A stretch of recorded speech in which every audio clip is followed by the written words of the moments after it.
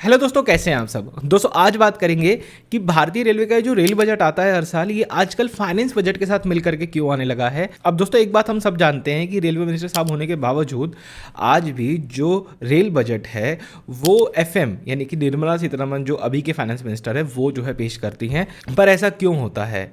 वो जो मज़ा था ना दोस्तों, अलग अलग ट्रेनें सुनने का, अलग अलग अनाउंसमेंट सुनने का कि ये ट्रेन चल रही है, ये स्कीम लेकर के आ रहे हैं, वो एक अलग मज़ा था। और मैंने तो अपने बचपन में लालू प्रसाद यादव को और ममता बनर्जी को एज ए रेल मिनिस्टर देखा है, तो वो एक अलग वाइब होती थी अलग अलग ट्रेन के अनाउंसमेंट सुनने की। पर दोस्तों इसको चेंज क्यों किया गया, इसके ऊपर आज जो है चर्चा करेंगे। सब्सक्राइब कीजिए हमारे चैनल को और बेल आइकन को दबाइए हमारी लेटेस्ट सारी वीडियोस सबसे पहले देखने के लिए। दोस्तों एक बात तो हम सब जानते हैं कि इंडिया में जो रेलवेज है वो ब्रिटिशर्स लेकर के आए थे और उसके बाद इंडिया ने इंडिया यानी कि हम लोगों ने उसे अपने खर्चों से, अपना फंडिंग से उसको बिल्ड करा और आज हम कहाँ पहुंच चुके हैं। बट आपको एक बात बताना चाहूंगा कि जब इंडिया में रेलवेज आई थी तो वो पैसेंजर्स के लिए ना बाद में आई थी। सबसे पहले जब रेलवेज आई थी तो आई थी वो माल ढुलाई के लिए।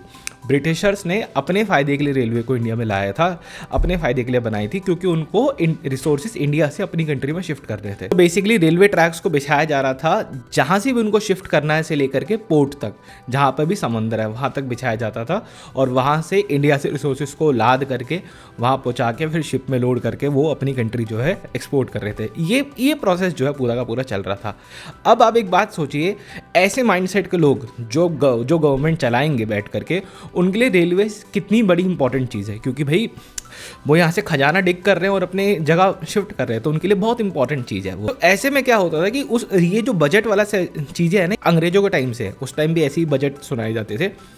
उस समय जो रेलवे बजट होता था ना वो बहुत इंपॉर्टेंट होता था, बहुत सिग्निफिकेंट बड़ा बजट होता था। और ऐसा बताया जाता है दोस्तों कि अलग अलग मिनिस्ट्री के बजट को अगर आप जोड़ दोगे ना, तब कहीं जाके आप इक्विवेलेंट आओगे रेलवे बजट के। अब दोस्तों बात करते हैं इंडिपेंडेंस के बाद की। इंडिपेंडेंस के बाद जो ब्रिटिशर्स रूल बना के गए थे, ऑलमोस्ट वही रूल फॉलो होते हुए आ रहे थे एंड यही रूल आज तक फॉलो हो रहा था।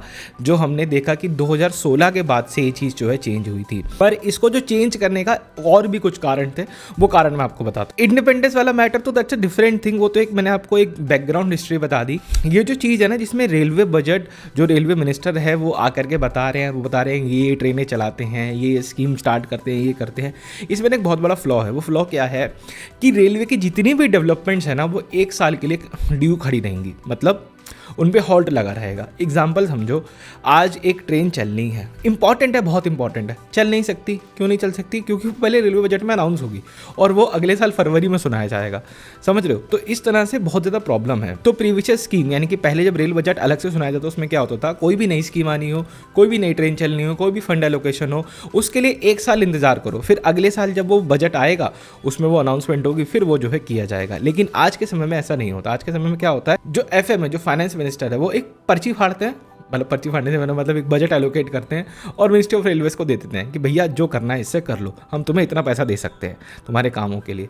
तो इस तरह से, और मिनिस्ट्री ऑफ रेलवेज अपनी सुविधा के अनुसार पूरे साल वो चीज़ करता जाता है। अब आप एक बात समझो, आज के टाइम में इतनी पॉपुलेशन बढ़ रही है, रेलवेज को भी कॉम्पीट करना है अलग अलग मीन्स ऑफ ट्रांसपोर्ट से। क्या रेलवेज आज इस पोजीशन में खड़ा हुआ है कि वो 1 साल तक अपनी चीज़ों के लिए इंतज़ार करे, फिर बजट के अंदर एकदम से?